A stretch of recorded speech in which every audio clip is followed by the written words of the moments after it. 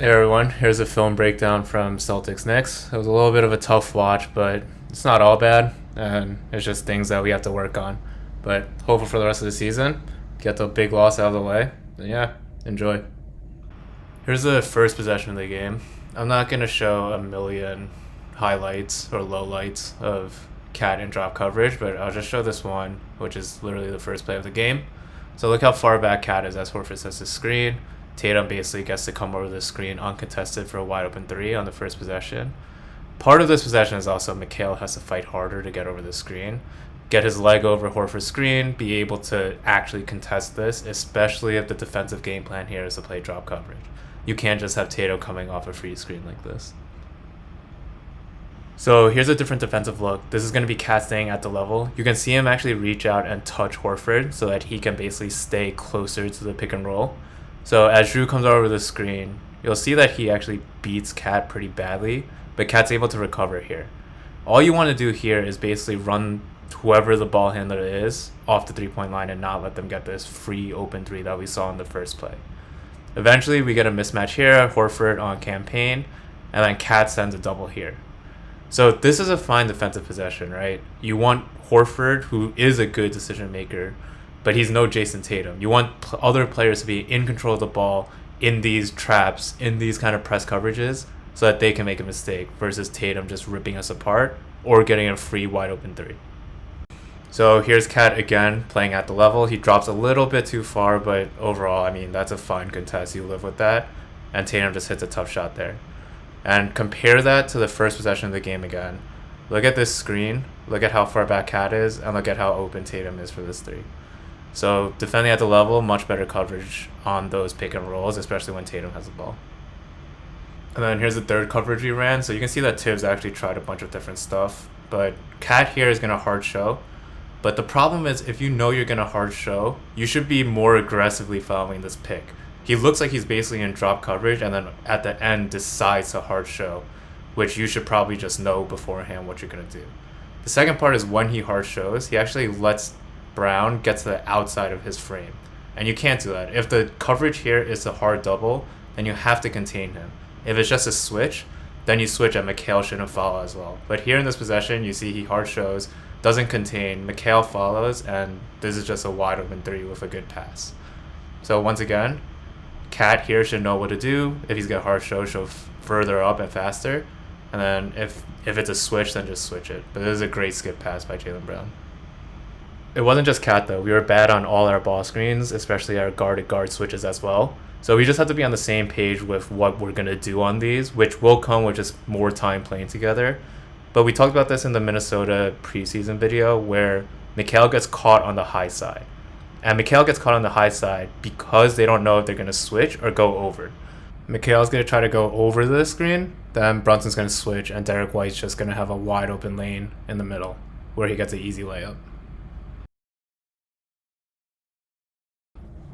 And then here's same exact thing with Brunson and Hart. You just have to know what the defensive coverage is. Both of them see Drew kind of start slipping, and you can see both of them start dropping back to try to cover that slip.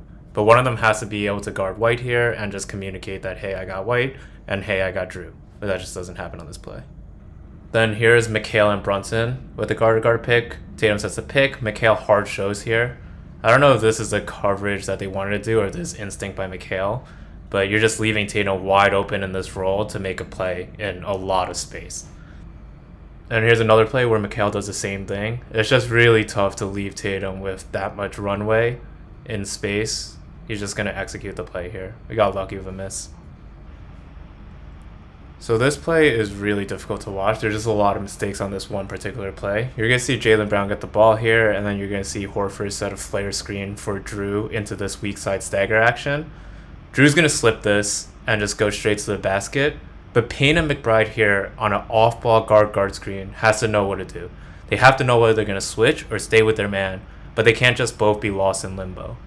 The second thing is Cat here is the help defender on this Brown drive, and I don't really know if Cat should be the help, mainly because Cat is not great at closing or recovering on Horford or on anyone on the perimeter. I would much rather have had Cam Payne be the low man help, and then Cat just stick to his man, and then they can figure out what the switch scenarios are on this stagger screen. But as of now, we're lost on this guard screen. Cat's lost because he can't play and drop coverage on any perimeter players. And then this is just a wide open 3. And here it is one more time. Just pay attention to what happens on the bottom of your screen. Jrue Holiday gets this flare screen. And then this slip is a phenomenal cut. Just absolutely loses Payne and McBride. So on the offensive side of the ball, we didn't necessarily play bad, but we didn't play great as well. This is literally the first action that Brunson and Cat are in together. Took until the 11th minute of the third quarter, which makes no sense because this was part of the reason we got Cat, was to put him in actions with Brunson. So breaking this play down, this starts in a wide elbow action where Cat gets the ball on the elbow, and then they're just going to run a top of the key Chicago action, which is just Mikhail's going to go set this down screen for Brunson, and Brunson's going to come into a dribble handoff. The problem here is that Celtics have 3 of their best perimeter defenders at the top of the key here. It's Jrue, it's Derek White, and Jaylen Brown. So they're just going to switch every action so it's seamless and there's just no advantage created. So having a guard on Cat is probably one of the reasons we didn't run as many Cat Brunson pick and rolls or pick and pops.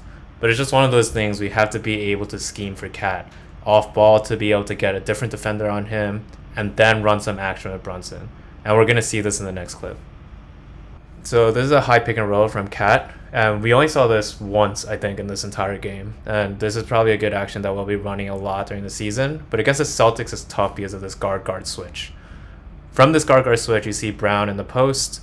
And then they decide to move Brown off the post and have Horford guard Cat in the post.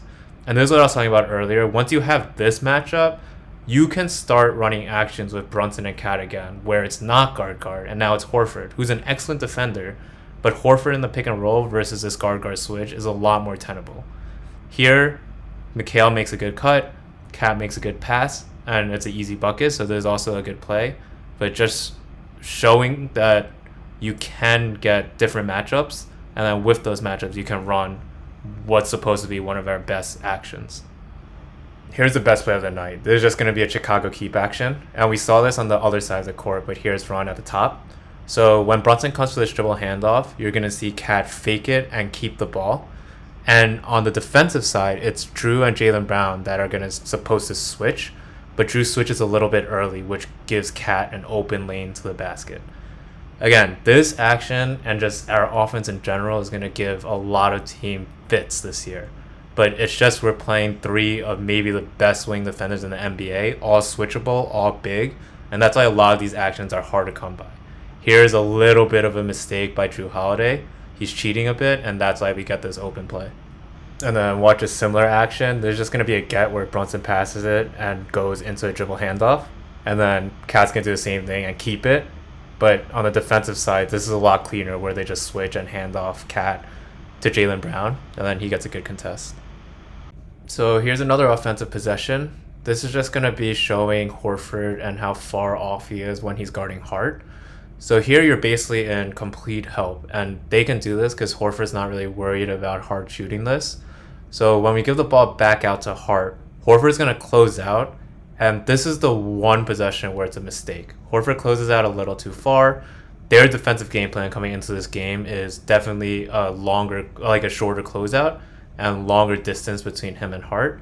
And here you can see Horford actually saying my bad. And this actually doesn't happen again for the rest of the game.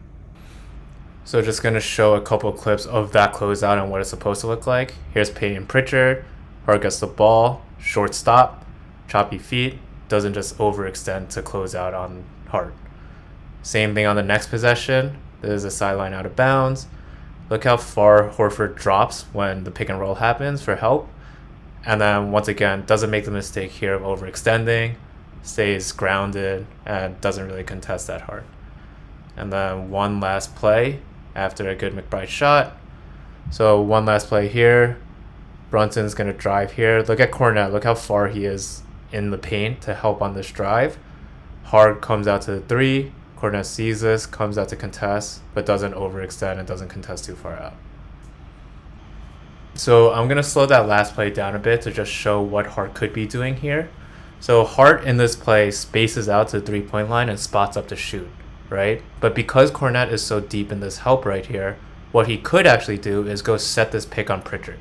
McBride can come off this flare screen and basically have a massive advantage coming off because Cornet's not in a position to help. You can imagine this as if this was a pick and roll. Like, let's say McBride had the ball, Hart goes sets the screen. McBride basically has this entire mid-range to just shoot a wide open three because Cornet's so far in his help. Instead, Hart spaces out, gets the shot. It's a solid contest, but he's just not a three-point threat. And then here's some defensive clips of our rookies. Here's Dadiet first. So Dadiet is going to be put in a pick and roll. Does a good job just putting his hand out and then helping out.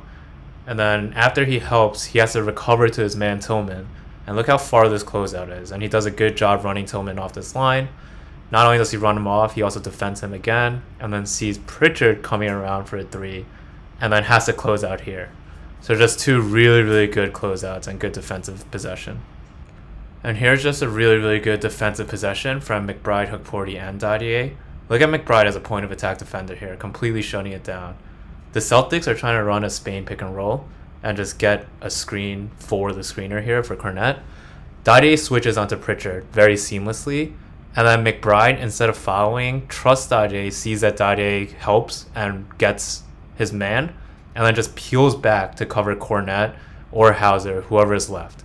Hukporti will crash, seeing this drive, and then get a really athletic block.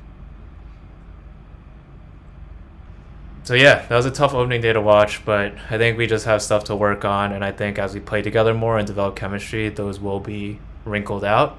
It's just when you're playing the best team in the league, you can't be making these mental mistakes, but I think we'll be fine.